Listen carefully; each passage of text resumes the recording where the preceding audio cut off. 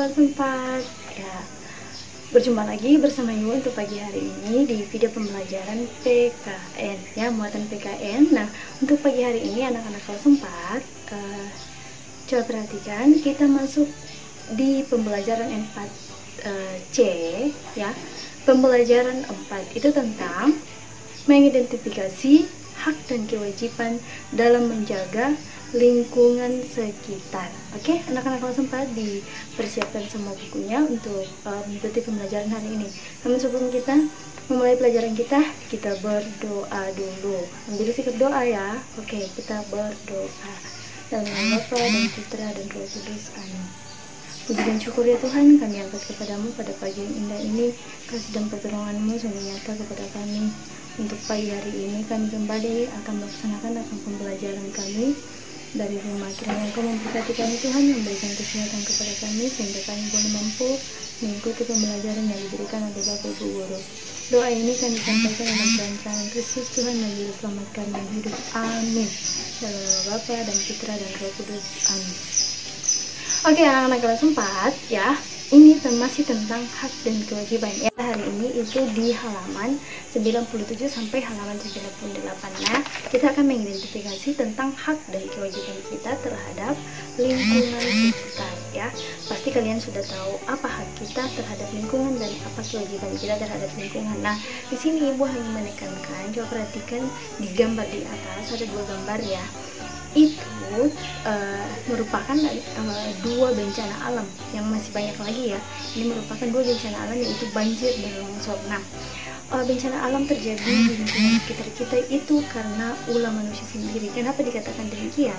Karena kita tidak menjaga lingkungan kita. Seperti apa? Misalnya kita membuang sampah sembarangan, itu merupakan wujud kita tidak peduli terhadap lingkungan sekitar kita ya. Nah, kita membuang sampah sembarangan itu membuat saluran air yang ada bisa tersumbat ya anak-anak semua. Kemudian kita menebang pohon dengan sembarangan, itu bisa membuat hutan menjadi gundul. Nah, kalau gundul tidak ada yang menahan tanahnya, itu bisa menyebabkan tanah longsor ya. Jadi kalian sudah bisa mencermati kenapa dikatakan bahwa bencana alam itu merupakan ulah manusia ya. Pembakaran hutan ya, itu juga merupakan pembakaran hutan dengan sembarangan, itu juga merupakan salah satu ulah manusia. Nah, itu bisa mengakibatkan longsor juga ya anak-anak semua. Nah, coba perhatikan semuanya anak-anak.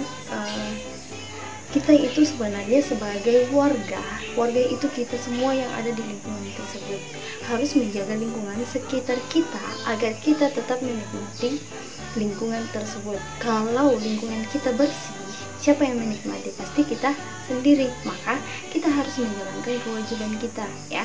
Kita harus menjauhi sikap yang tidak mencerminkan peduli terhadap lingkungan ya. Peduli terhadap lingkungan itu menanam pohon ya, kemudian membuang sampah pada tempatnya. Nah, coba perhatikan di buku halaman 98 ya. Di situ ada 4 gambar ya. Coba kita amati bersama apa dampak pada setiap gambar tersebut. Nah, kalau gambar pertama ini adalah seorang anak yang membakar sampah sembarangan ya. Coba perhatikan, kalau kita membakar sampah sembarangan anak-anak kelas 4, apa yang terjadi ya?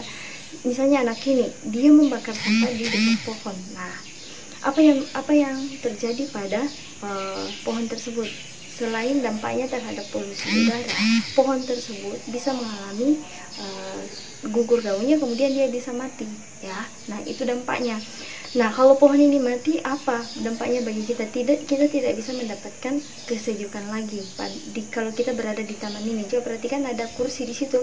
Kalau kita di situ, kita sudah bisa panas karena tidak ada yang menaungi kita lagi. Oke, anak-anak. Kemudian gambar 2 itu tentang membuat jalan dengan mengurangi tumbuh pepohonan ya. Orang ini sedang membuat jalan tanpa memperhatikan pohon-pohon yang ada di sekitarnya ya. Membuat jalan terus-menerus, tidak memperhatikan dengan menabang pohon sembarangan. Oke. Kemudian nomor 3, melakukan penanaman pohon kembali ya. kalau di pelajaran di IPS, menanam pohon kembali itu namanya reboisasi, ya. Anak-anak kelas 4, kalau kita menanam pohon berarti kita menjaga lingkungan kita, memperhatikan kewajiban kita terhadap lingkungan, ya, supaya lingkungan kita tetap sejuk, ya. Masih ada pertukaran oksigen manusia dengan tumbuhan tersebut, ya. Jangan kalian kira bahwa pohon itu hanya tumbuh supaya indah, tidak. Pohon itu mengeluarkan oksigen, kita hirup, ya. Kamu menghirup udara pagi itu dari tumbuhan-tumbuhan yang ada, karena tumbuhan yang ada itu mengeluarkan udara yang segar, ya.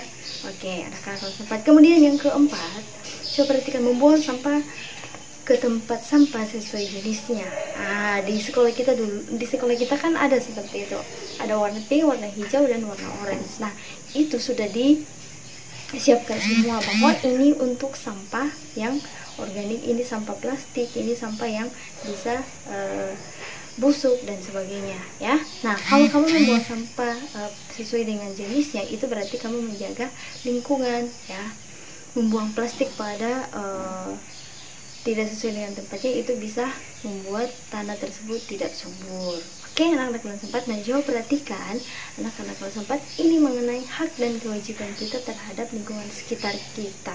Jadi, mari kita lakukan apa yang telah dijelaskan hari ini. Mari kita tetap menjaga lingkungan kita agar tetap asri, tetap aman. Siapa yang misalnya lingkungan sekolah, kalau kita menjaga lingkungan sekolah kita agar tetap bersih, siapa yang bisa menikmati? Tentunya kita sendiri, ya. Oke, anak-anak kelas 4, coba perhatikan di akhir pembelajaran kita untuk pagi hari ini ada di halaman 98 ada 4 pertanyaan di situ, ya.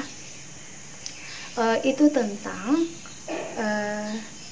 pelaksanaan hak dan kewajiban terhadap lingkungan. Nah, silakan kamu jawab nomor 1 dan 4 di buku tugasmu. Sebenarnya perilaku menjaga kelestarian lingkungan kemarin kayaknya sudah, tapi oke, nggak apa-apa, kalian kerjakan hari ini di buku tugasmu, ya. Dikerjakan nomor 1 sampai nomor 4. Nomor 1, apakah masyarakat di lingkungan? Berarti ini kamu diajak untuk mengamati lingkungan sekitar. Oke? Anak-anak kelas 4, silakan.